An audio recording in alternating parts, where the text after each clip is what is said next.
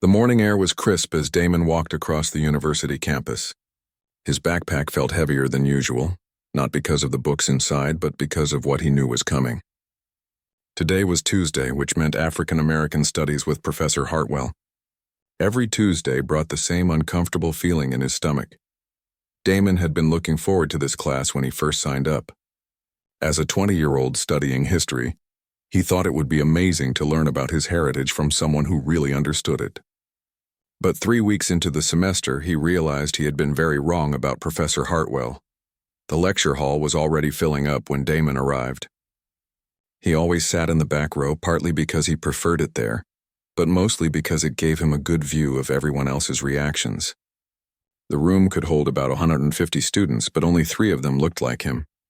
There was himself, a quiet girl named Zoe who always sat near the front, and Kevin, who usually came in just before class started. Damon pulled out his notebook and pen, the same routine every week. He had learned to take careful notes, not just about the material, but about everything Professor Hartwell said. His grandmother had always told him to pay attention to people's words because they showed you who they really were. She would have been proud to know her grandson was getting a college education, but she probably would have had some choice words about Professor Hartwell. The professor walked into the room exactly at 9 o'clock, just like always. He was a tall, thin man in his 50s with graying hair and wire-rimmed glasses. He wore the same type of outfit every day, khaki pants and a button-down shirt with a sports jacket. Everything about him screamed, "I've been teaching here for 20 years and nobody can touch me." Professor Hartwell set his coffee cup on the desk and opened his laptop. The projector hummed to life, displaying today's topic, cultural stereotypes in modern society. Damon felt his shoulders tense up immediately. When Professor Hartwell talked about stereotypes, it never went well. "Good morning, class," Professor Hartwell began, his voice carrying easily across the room. "Today we're going to discuss some uncomfortable truths about cultural differences and their impact on society." Damon looked around the room. Some students were already pulling out their phones, probably sensing that this class was going to be one of those classes. Others were dutifully opening their laptops, ready to take notes on whatever wisdom their professor was about to share. "Now, I know some of you might find today's discussion challenging," Professor Hartwell continued, walking slowly across the front of the room. "But as scholars, we must be willing to examine difficult questions even when they make us uncomfortable." The way he said scholars made Damon's skin crawl. It was like he was talking to children who couldn't handle grown-up conversations. Damon had been handling difficult conversations his whole life. Growing up in a neighborhood where people made assumptions about you based on your skin color taught you to navigate uncomfortable situations pretty quickly. Professor Hartwell clicked to his first slide. It showed statistics about education levels across different communities. "When we look at academic achievement gaps," he said, pointing at the numbers with his laser pointer, "we have to ask ourselves some hard questions about cultural values and priorities." Here we go, Damon thought. He could feel his jaw starting to clench. 3 weeks of this class had taught him to recognize the warning signs. Professor Hartwell never said anything directly offensive. He was too smart for that. Instead, he wrapped his problematic ideas in academic language and called it intellectual discourse. "Some cultures place a higher emphasis on education than others," the professor continued. "And we can see the results in these statistics. It's not about intelligence, no one is suggesting that. But cultural attitudes toward learning, family structure, and personal responsibility all play a role in academic outcomes." Damon's pen was gripping his notebook so tightly his knuckles were turning white. He looked toward the front of the room where Zoe was sitting. Even from the back, he could see her shoulders were rigid. She was probably feeling the same thing he was. That sick feeling when someone talks about your community like they're studying animals in a zoo. A student near the middle of the room raised her hand. "Professor Hartwell, don't you think socioeconomic factors play a bigger role than cultural ones? I mean, if families are struggling financially, they might not have the same resources for education." Professor Hartwell nodded slowly, but Damon could tell he was just being polite. "That's certainly one factor, Lisa. But we can't ignore the cultural component. Look at some immigrant communities. They often arrive with very little money but still prioritize education above everything else. Their children consistently outperform others academically. There's something to be said for cultural values there. The comparison made Damon sick. It was the same old story. The good minorities versus the bad ones. The ones who worked hard and didn't complain versus the ones who apparently didn't value education. As if his own mother hadn't worked 2 jobs to pay for his school supplies. As if his father hadn't missed countless hours of sleep helping him with homework after long days at the factory. Another student jumped in. But professor, aren't there historical factors to consider? Like systemic barriers that some communities faced that others didn't? Of course, Professor Hartwell replied, clicking to another slide. Historical context is important, but at some point we have to look at personal responsibility and cultural adaptation. Some communities have been more successful at adapting to American educational and economic systems than others. Damon felt heat rising in his chest. The way Professor Hartwell talked about adaptation made it sound like people who struggled were just too stubborn or lazy to change. It completely ignored everything about how systems actually worked, how generational poverty affected families, how discrimination continued to impact opportunities. Kevin had finally arrived and was sliding into a seat a few rows ahead of Damon. Even he looked uncomfortable, and Kevin usually kept his head down and stayed out of these discussions. Now, I want to be very clear, Professor Hartwell said, holding up his hand like he was being generous. I'm not making judgments about any particular group. I'm simply presenting data and asking us to think critically about what it means. But that was exactly the problem. He was making judgments, he was just being sneaky about it. He was taking complex social issues and boiling them down to simple explanations that always seemed to blame the same people for their own problems. The class continued for another 40 minutes, with Professor Hartwell presenting more statistics and making more observations about cultural differences. He talked about family structures, work ethics, and attitudes toward authority in ways that made Damon's stomach turn. Every few minutes, he would throw in a disclaimer about how he wasn't making judgments, but the message was clear to anyone paying attention. Damon spent most of the class writing down everything the professor said, word for word. He had been doing this for weeks now, though he wasn't sure why. Maybe it was just his way of dealing with the frustration, focusing on the note-taking instead of the anger building up inside him. As the class period came to an end, Professor Hartwell assigned reading for next week. I want you to think about what we discussed today, he said, closing his laptop. Ask yourselves hard questions about the role of culture in social outcomes. Don't just accept what you've always been told. Think like scholars. Students started packing up their things and filing out of the room. Damon stayed in his seat for a moment, watching Professor Hartwell organize his papers at the front desk. The man looked so satisfied with himself, like he had just delivered some groundbreaking wisdom instead of dressed-up prejudice. As Damon finally stood up to leave, he caught Zoe's eye near the front of the room. She looked as frustrated as he felt. They had never actually spoken to each other, but he could tell she was thinking the same thing he was. How much longer could they sit through this? Walking out of the lecture hall, Damon felt the weight of those 3 weeks pressing down on him. How many more Tuesdays like this could he handle? How many more times could he listen to someone talk about his community like they were broken and just needed to try harder? He didn't know it yet, but next Tuesday would be different. Next Tuesday, he wouldn't be sitting quietly in the back row taking notes on Professor Hartwell's problematic theories. Next Tuesday, everything would change. Tuesday morning came faster than Damon wanted it to. He had spent the weekend thinking about Professor Hartwell's class, replaying the things that had been said. His roommate Tyler had noticed he was quieter than usual, but Damon hadn't felt like explaining. How do you tell someone that your professor makes you feel like an exhibit in a museum? The walk to class felt longer today. Students were hurrying across campus, backpacks bouncing, coffee cups in hand. Everyone looked so normal, going about their regular Tuesday routine. They probably weren't dreading their 9 o'clock class like he was. Damon arrived at the lecture hall a few minutes early and took his usual seat in the back row. The room was slowly filling up with the familiar faces he had been seeing for a month. Now, there was Lisa, the girl who sometimes asked thoughtful questions. There was Jake, who always looked half asleep. And there was Professor Hartwell, setting up his laptop at the front with the same confident movements as always. Zoe was already in her front row seat, and Kevin had actually arrived on time for once. The three of them had still never really talked to each other, but Damon was becoming more aware of their presence each week. It was like they were all silently experiencing the same thing. Professor Hartwell started class right on time, just like always. Today's topic appeared on the projector: economic disparities and cultural factors. Damon's heart sank. He had a feeling this was going to be even worse than last week. "Good morning, everyone," Professor Hartwell began, his voice carrying that same tone of authority it always did. "Today we're going to dig deeper into some of the themes we touched on last week.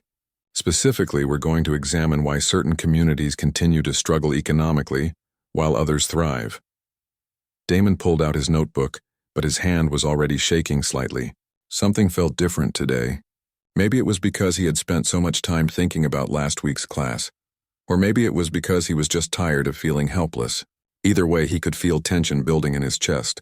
"Now, before anyone gets uncomfortable," Professor Hartwell continued, walking across the front of the room, "remember that we're here to examine facts, not feelings. Sometimes the truth is difficult to hear, but that's what separates real education from feel-good propaganda." The way he said, "feel-good propaganda," made Damon's skin crawl. It was like he was dismissing any perspective that didn't match his own narrow view of the world.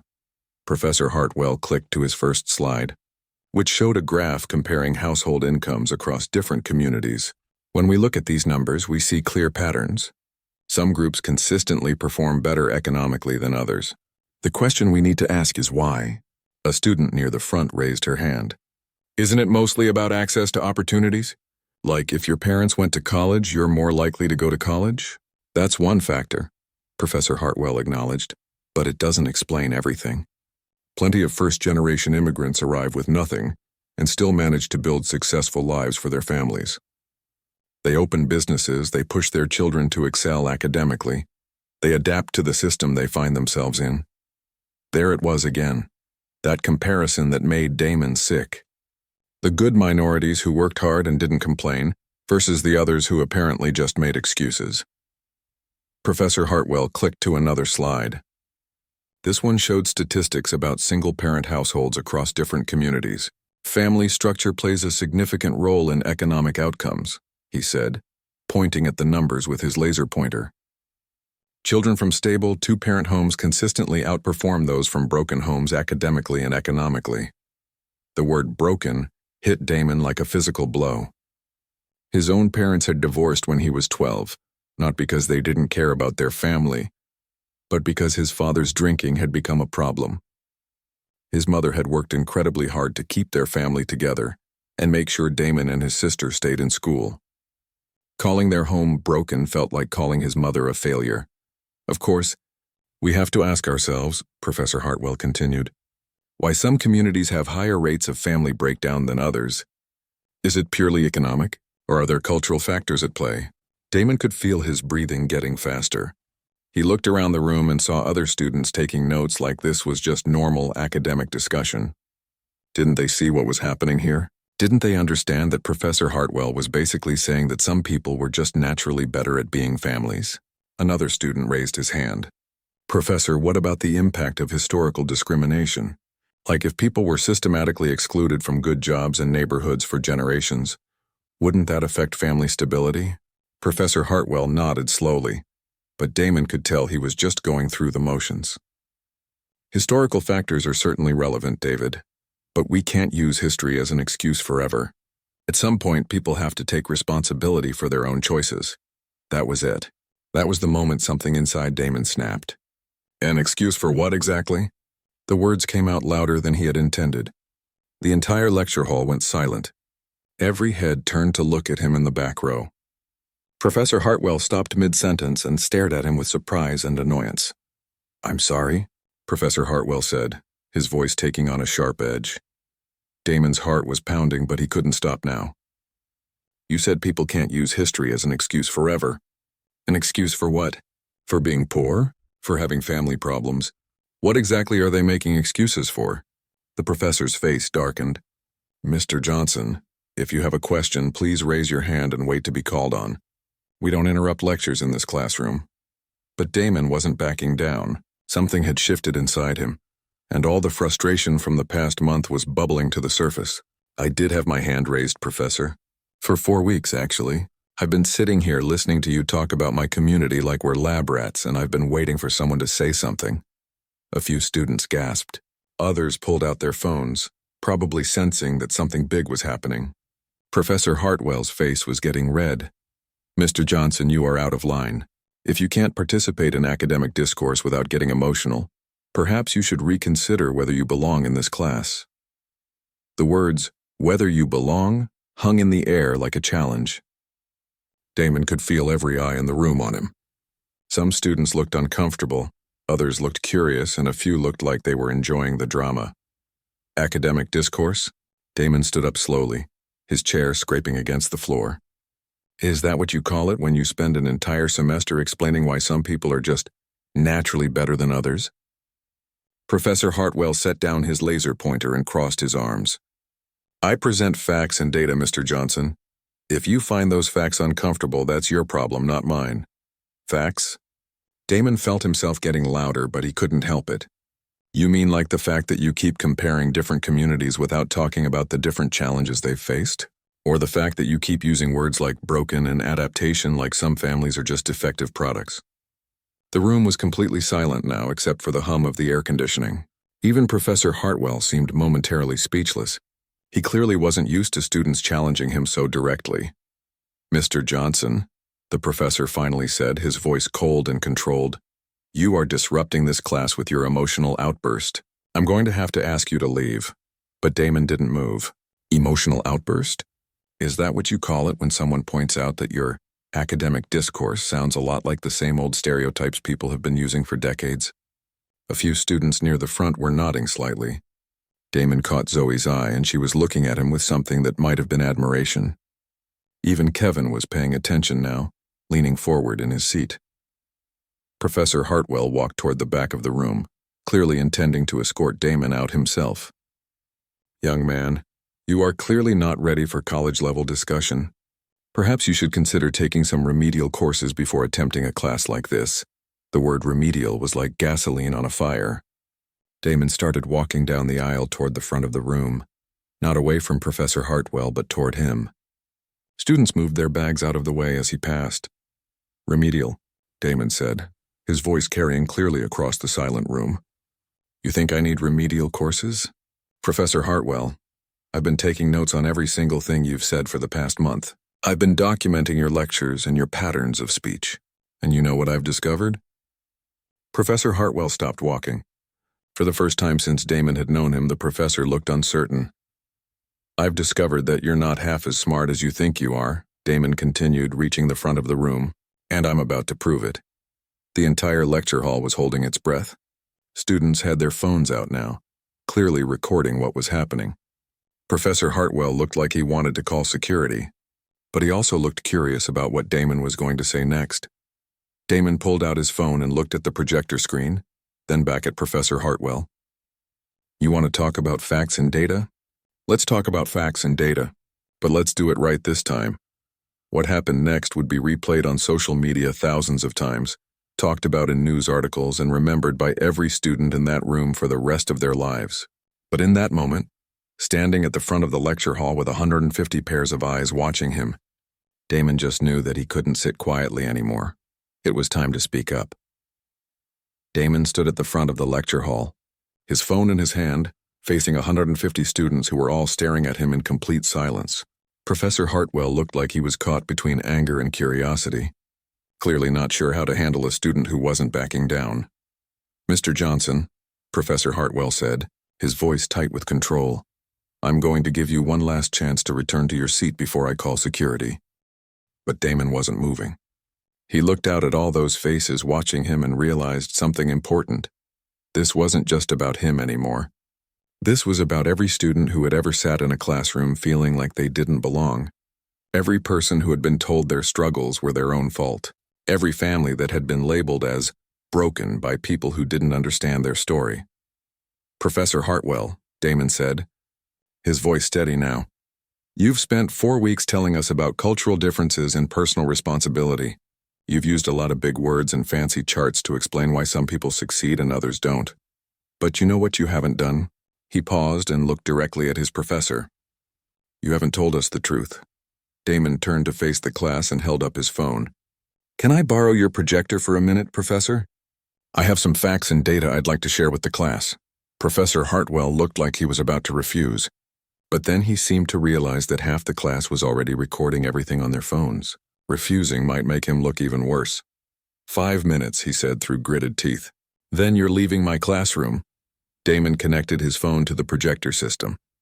His hands were shaking slightly, but his voice was calm. Thank you, Professor. I think 5 minutes will be enough. The first image that appeared on the screen was a screenshot of Professor Hartwell's own research paper from 3 years ago. The title read, Economic Mobility Factors in Post-Industrial Communities.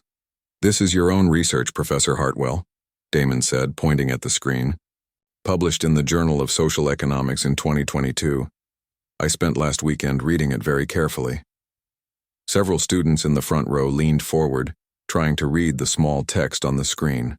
Professor Hartwell's face had gone pale.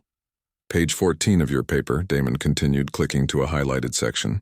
Right here you write, and I quote, the primary factors limiting economic mobility in disadvantaged communities are structural barriers including limited access to quality education, discriminatory lending practices, and geographic isolation from employment centers. He looked up from his phone to stare directly at Professor Hartwell. Structural barriers, Professor. Not cultural deficiencies. Not broken families. Not lack of personal responsibility. Your own research says the problems are in the system, not in the people. The room was so quiet you could hear students breathing. Damon clicked to another highlighted section. Page 22, he continued. You write, historical redlining practices continue to impact wealth accumulation in minority communities, creating multi-generational cycles of limited economic opportunity that cannot be overcome through individual effort alone. A few students gasped. This was completely different from everything Professor Hartwell had been teaching them. Cannot be overcome through individual effort alone, Damon repeated. Your own words, Professor. So why have you spent 4 weeks telling us the exact opposite? Professor Hartwell's mouth opened and closed, but no words came out. He looked like a man who had been caught in a lie he had told so many times he had started to believe it himself. Damon clicked to another screen. This one showed a chart from a different academic paper. This is from Dr. Patricia Williams at Stanford University. Her study on educational outcomes across different communities. Professor Hartwell, you cited this study 2 weeks ago, but you only used half the data. He pointed to a section of the chart that hadn't been included in Professor Hartwell's lecture. Dr. Williams found that when you control for school funding, teacher quality, and class size, the achievement gaps you've been talking about disappear almost entirely. Kids from all backgrounds perform at the same levels when they have the same resources. Several students were now taking pictures of the screen with their phones. Damon could see Zoe in the front row writing furiously in her notebook. But you didn't show us that part of the study, did you, Professor? Damon continued. You only showed us the part that made it look like some cultures just don't value education as much as others. Professor Hartwell finally found his voice. Mr. Johnson, you are taking these studies out of context. Academic research is complex, and undergraduate students don't always understand the nuances. Don't understand the nuances. Damon interrupted. Professor, I understand the nuances just fine. What I don't understand is why a professor would deliberately misrepresent research to support his own biases. The word biases hung in the air like an accusation. Professor Hartwell's face was getting red again. Damon clicked to another screen. This one showed an email header. This is an email exchange between you and Dr. Williams from last month. I submitted a Freedom of Information Act request to get it, since this is a public university. Professor Hartwell looked shocked. You did what? Dr. Williams wrote to you after she heard about your lectures from a colleague. She expressed concern that you were misusing her research. Your response was, and I quote, "These students need to understand that not all cultural values are equal when it comes to success in American society." The room erupted in whispers. Students were looking at each other with disbelief. This was not the careful academic language Professor Hartwell used in class. Cultural values are not equal, Damon repeated. That's what you really think, isn't it, Professor? All this talk about facts and data is just a cover for your belief that some people are better than others. Professor Hartwell stepped forward, his professional mask finally slipping completely. Mr. Johnson, You have no right to go through my personal correspondence. This is completely inappropriate.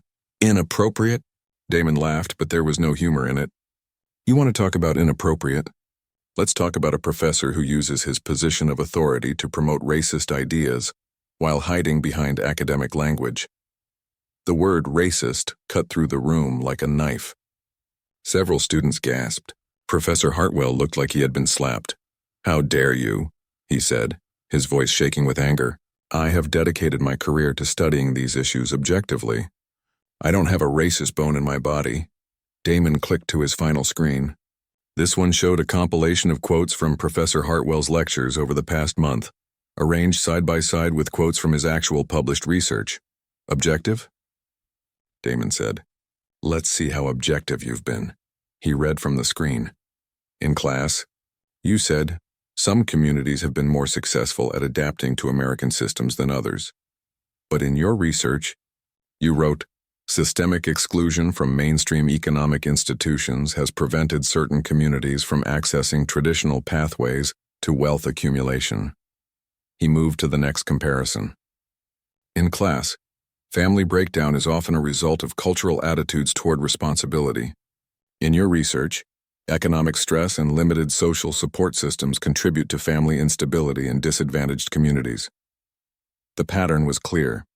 In his actual research, Professor Hartwell acknowledged systemic problems and structural barriers, but in his lectures he blamed individuals and cultures for their own struggles. "So which is it, Professor?" Damon asked. "Are you lying in your research or are you lying to your students?" The lecture hall was completely silent except for the sound of phones recording everything. Professor Hartwell looked around the room as if he was seeing it for the first time. His carefully constructed authority was crumbling in real time. He started, then stopped. "The classroom environment is different from academic research. Students need to understand personal accountability." "Personal accountability," Damon repeated. "So you think we're too fragile to handle the truth about how systems really work? You think we need simplified explanations that blame people for problems they didn't create?" Damon put his phone away and looked out at his classmates. "You know what the real tragedy is here? Professor Hartwell actually does good research. His studies about structural barriers and systemic inequality are important work, but instead of teaching us about that, he's been feeding us the same old stereotypes that people have been using to justify inequality for decades." He turned back to Professor Hartwell. "You had a chance to educate 150 students about how social systems really work. Instead, you chose to make us think that some people are just naturally better at being successful." "Why?" Professor Hartwell didn't answer. He was staring at his feet, his face pale and drawn. Damon picked up his backpack and walked toward the door. But before he left, he turned back to address the class one more time. "Before you leave here today," he said, "I want you to ask yourself something. If a professor will lie to you about research, what else might he be lying about? And if you're willing to accept those lies without questioning them, what does that say about the kind of scholars you're going to become?" He looked at Zoe and Kevin, then back at the rest of the class. "We deserve better than this. We deserve professors who tell us the truth, even when it's complicated, and we deserve to learn about the world as it really is, not as someone thinks we should see it." As Damon walked out of the lecture hall, he could hear the buzz of conversation starting behind him. Students were talking to each other, looking at their phones, probably posting the videos they had just taken to social media. He didn't know it yet, but those videos were about to change everything. Damon was sitting in his dorm room 2 hours later when his phone started buzzing nonstop. Text messages, missed calls, social media notifications, they were coming so fast he couldn't keep up with them. His roommate Tyler was staring at him with wide eyes. "Dude," Tyler said, holding up his laptop, "you're viral." Damon looked at the screen and felt his stomach drop. There were already 3 different videos of his confrontation with Professor Hartwell circulating on various social media platforms. The longest one had been viewed over 50,000 times in just 2 hours. "Oh no," Damon muttered, falling back onto his bed. "This is not what I wanted." But as he scrolled through the comments, he realized something surprising was happening.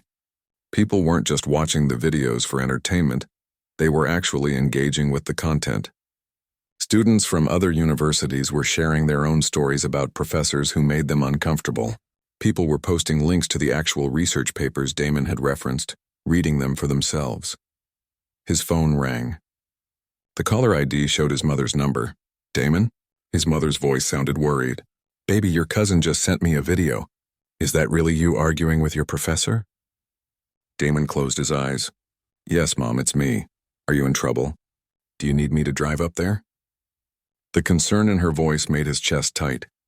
His mother had worked so hard to help him get to college. She had saved every penny, filled out every financial aid form, and been so proud when he got accepted. Now he was probably going to get kicked out for causing a scene. I don't know yet, Mom, he said honestly. I might be. Tell me what happened. So Damon told her everything. About the 4 weeks of uncomfortable lectures, about Professor Hartwell's research versus what he was teaching, about finally reaching his breaking point. His mother listened without interrupting, the way she always did when he was upset about something. When he finished, there was a long pause on the other end of the line. Baby, she finally said, I'm proud of you. What? That wasn't what he had expected her to say. I said, I'm proud of you. You stood up for yourself and for your family and for everyone else who can't speak up in that room. That takes courage. But Mom, I might get expelled. I might have ruined everything. Damon James Johnson, his mother said, using his full name the way she did when she was being serious. You listen to me. Getting an education is important, but keeping your dignity is more important. If they kick you out for telling the truth, then that's not the kind of school you need to be at anyway. After he hung up with his mother, Damon tried to focus on his other homework, but it was impossible. His phone kept buzzing with messages from classmates, friends from high school, and even people he didn't know. The video was spreading faster than he could track. Around dinner time, there was a knock on his door. Damon opened it to find Zoe and Kevin standing in the hallway, both looking nervous. Hey, Zoe said quietly. Can we come in? It was the first time any of them had actually spoken to each other outside of class. Damon stepped aside to let them in, suddenly realizing that Tyler was going to get to meet the other 2 black students from Professor Hartwell's class. I wanted to thank you, Zoe said once they were all sitting down, for saying what I've been thinking for weeks but was too scared to say. Kevin nodded. Man, when you started pulling out those research papers, I thought I was going to cheer. I couldn't believe Professor Hartwell's own work completely contradicted everything he's been teaching us. How did you even find all that stuff? Zoe asked. Damon explained about his weekend research project, about the Freedom of Information Act request, about spending hours reading academic papers and comparing them to his notes from class. He had originally started doing it just to deal with his own frustration, but it had turned into something much bigger. So what happens now? Kevin asked. Are you going to get in trouble? Before Damon could answer, there was another knock on the door. This time it was Tyler who answered it, and Damon heard him talking to someone in the hallway. Damon, Tyler called. There are some people here to see you. Damon went to the door and found 3 adults standing in the hallway. One was Dr. Patricia Williams, the Stanford professor whose research Professor Hartwell had misrepresented. The other 2 introduced themselves as administrators from the university. Mr. Johnson, Dr. Williams said, I flew here as soon as I saw the video. I hope you don't mind me tracking you down, but I felt I needed to speak with you personally. They all moved to a larger study room down the hall where they could talk privately. Dr. Williams looked at Damon with what seemed like admiration. In 20 years of academic research, she said, I have never seen a student do such thorough fact-checking of a professor's lectures. What you did today was remarkable. One of the administrators, who had introduced himself as Dean Roberts, cleared his throat. Mr. Johnson, I want you to know that the university takes academic integrity very seriously. We've been receiving calls all afternoon about Professor Hartwell's class. Damon felt his heart sink. Here it comes, he thought. They're going to expel me for embarrassing the university. But Dean Roberts surprised him. We've launched a formal investigation into Professor Hartwell's teaching methods. Your documentation of the discrepancies between his lectures and his research is exactly the kind of evidence we need. You're not in trouble, the other administrator added. In fact, we're grateful that you brought this to our attention. Dr. Williams leaned forward. Damon, I don't know if you've considered graduate school, but I'd like to talk to you about research opportunities. What you did today, combining investigative skills with academic analysis, that's exactly the kind of critical thinking we need more of in academia. Over the next few hours, Damon learned just how big this story was becoming. The video hadn't just gone viral among college students. It was being shared by professors, journalists, and education advocates across the country. Professor Truth was trending on social media, with thousands of people sharing their own stories about biased teaching and academic dishonesty. News outlets were starting to pick up the story. A reporter from the local newspaper had already called the university asking for comment. Education blogs were analyzing the research papers Damon had referenced, praising him for his thorough documentation. But the most surprising development came that evening. Professor Hartwell himself had requested a meeting with university administrators. According to Dean Roberts, he wanted to discuss revising his teaching approach for the remainder of the semester. "He's scared," Tyler said when Damon told him about it later. "You didn't just embarrass him in front of one class. You embarrassed him in front of the entire internet." "I didn't mean for it to go this far," Damon said. "I just wanted him to stop saying those things about my community." "But maybe it needed to go this far," Zoe said. She and Kevin had stayed for the whole meeting with the administrators. "Maybe there are professors doing the same thing at universities all over the country, and nobody's been calling them out on it." She was right. Over the next few days, similar stories started emerging from other schools. Students were speaking up about professors who taught one thing in class but wrote completely different things in their research. The hashtag #ProfessorTruth became a movement, with students demanding transparency and honesty from their educators. Damon found himself at the center of a conversation he had never intended to start. Interview requests were pouring in from news programs and podcasts. Other students were reaching out to him for advice on how to research their own professors' backgrounds.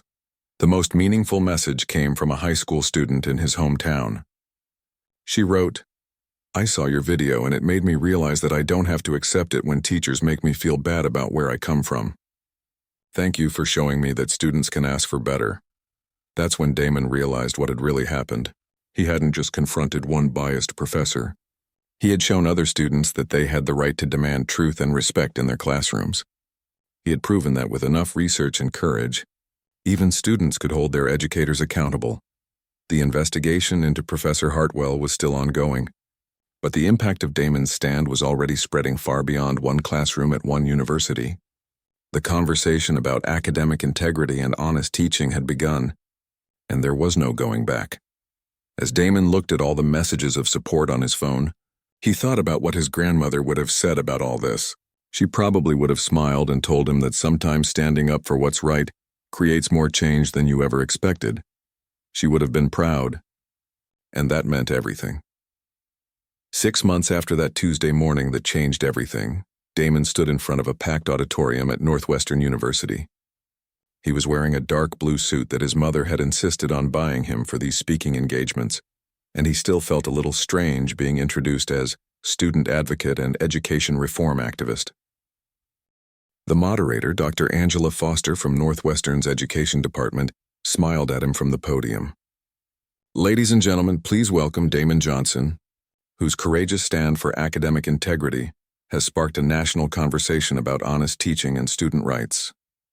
The applause was warm and sustained. As Damon walked to the microphone, he could see faces in the audience that looked like his, students who had probably sat through their own uncomfortable classroom moments, wondering if they were imagining the bias or if it was really there. "Thank you," he began, waiting for the applause to die down. 6 months ago, I was just a college sophomore trying to get through a class I thought would teach me about my own history.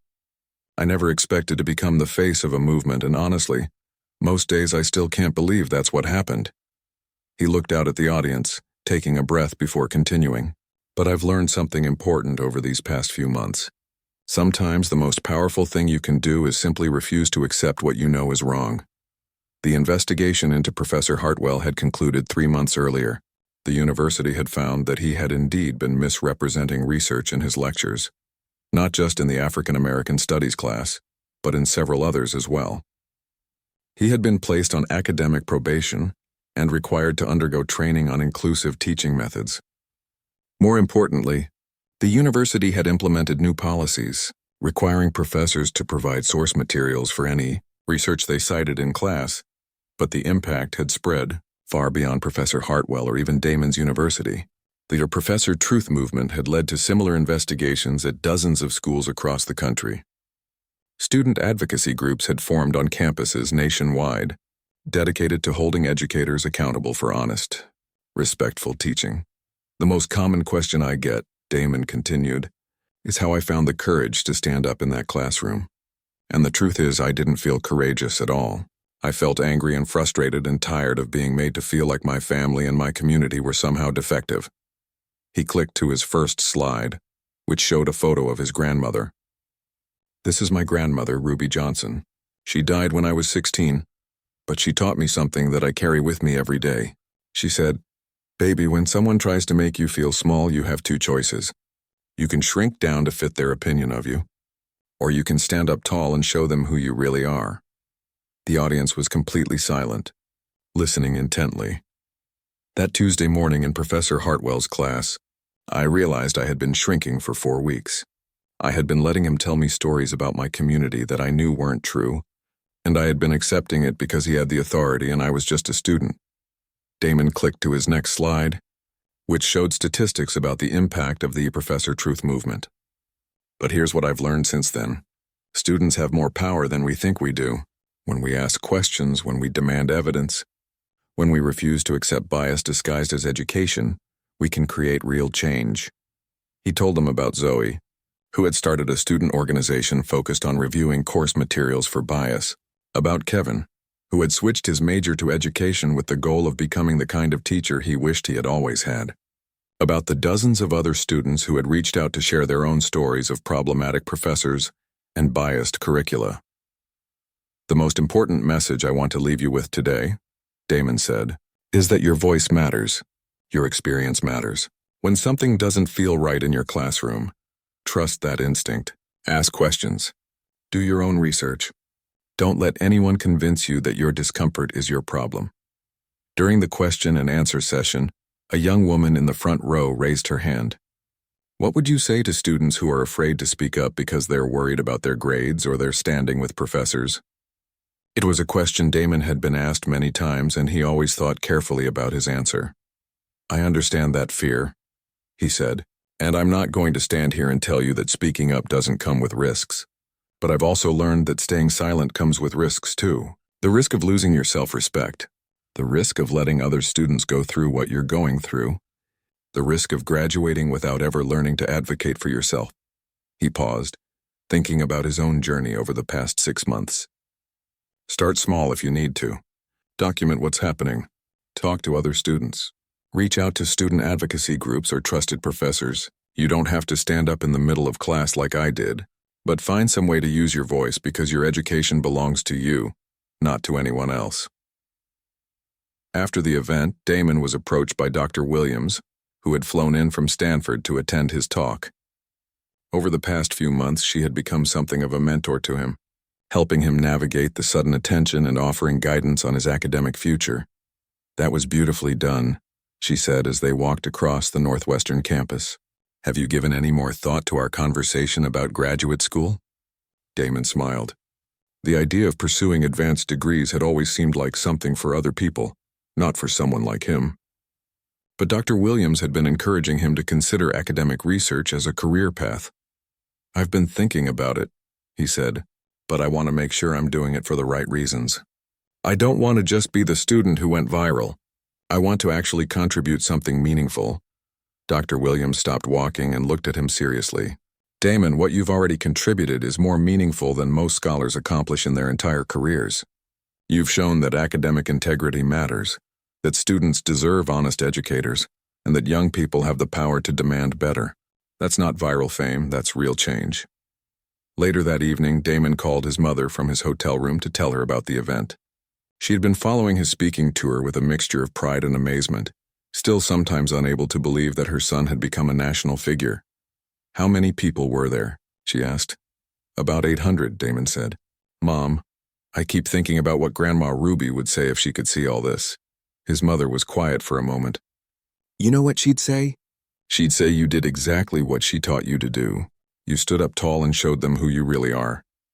As they talked, Damon looked out the hotel window at the campus below. Students were walking to evening classes carrying backpacks and coffee cups, looking just like he had 6 months ago when he was walking to Professor Hartwell's class. He wondered how many of them were sitting in classrooms where they felt uncomfortable, where professors made assumptions about their backgrounds or capabilities. He wondered how many of them were staying silent because they thought they didn't have the right to question authority.